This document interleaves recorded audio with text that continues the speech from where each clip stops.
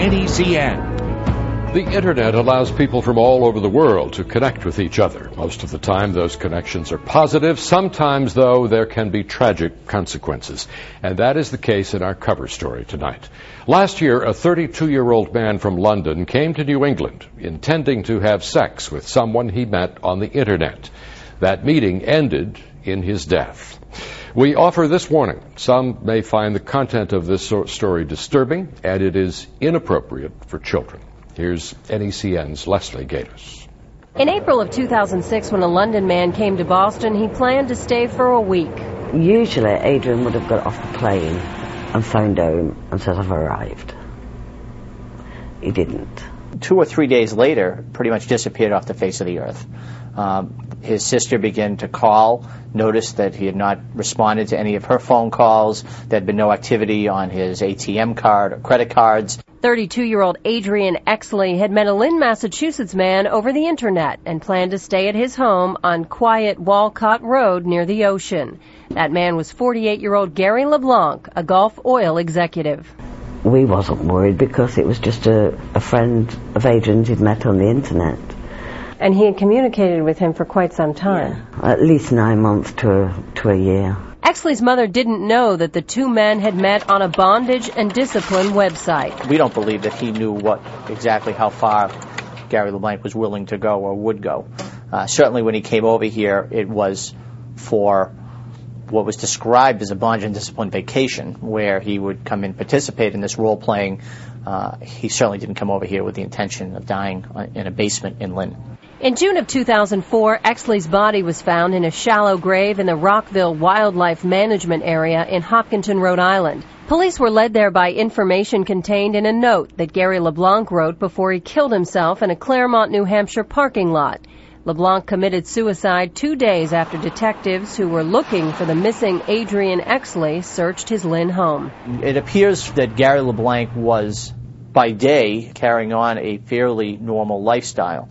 By night was a far different individual, and it's possible that the exposing of that lifestyle, coupled with the fact that Adrian had died, was more that he could handle. Inside LeBlanc's large, well-kept house, in the basement, was a bondage and discipline playroom with black rubber mats on the floor and black rubber covering the walls. It contained leather restraining equipment, chains, various sexual devices, and a hospital gurney covered with rubber. According to investigators who reviewed Exley and LeBlanc's emails, the men were in a role-playing relationship. Exley the slave, LeBlanc the master. Bondage and discipline, known as B&D, is a sexual subculture of men and women of all orientations. The activities can be risky. There are protocols to follow and code words to stop play if someone is uncomfortable. Gary LeBlanc had a reputation in the S&M community as being an extreme edge player, someone who took risks, who was unstable in his role-playing and inattentive to his partners. He was also apparently in the practice of administering narcotics to them and performing medical procedures on them against their will. It appears that Adrian had been willingly participating in a role-playing otherwise activity that would be harmless. Attorney Randy Chapman is representing Adrian Exley's family in a wrongful death lawsuit against Gary LeBlanc's estate. Whether it's something that you or I would want to participate is irrelevant. The bottom line is that Gary LeBlanc accepted a responsibility and a duty. And I think that it's apparent that he misled Adrian Exley, that he didn't care for him, that he got him in a situation where he was completely submitted and then showed a reckless indifference to his safety. An autopsy found Exley died of asphyxiation. LeBlanc wrote in his suicide note that a third man, Scott Vincent, a Cape Cod flight attendant, was there when Exley died. Vincent has also been named in the Exley family's lawsuit. In a court deposition, Vincent said the two men, as part of the sex game, wrapped Exley in plastic. Wrapped him up, put duct tape around him, put a rubber hood over his head with a breathing tube, and put him in a closet and isolated him for a long period of time. One of those protocols that you're not supposed to follow, not supposed to do, is that you do not leave somebody isolated for a long period of time, because the person could aspirate, have difficulty breathing, and this person is in a completely restrained state and is therefore unable to save themselves. They found Exley dead hours later. I can't say that Gary meant to kill Adrian. But he never took care of Adrian like he should have done.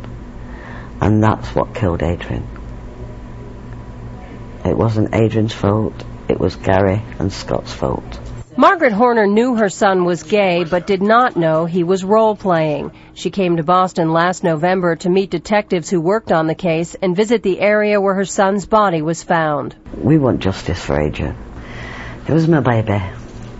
He was loving, he was caring, he was jolly. You never had a bad time with him. He always made you laugh. Horner's lawyers believe the death was unintentional and that Exley's family should be able to collect under LeBlanc's homeowner's insurance policy. It's just like any other negligent act that happens in your house, albeit a little bit more bizarre than the slip and fall down the stairs. But in theory, it's the same idea. Gary LeBlanc had a duty to protect Adrian.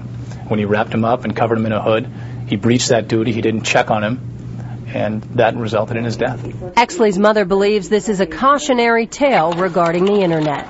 Be very, very careful. Do not go out visiting people. Really meet in public places.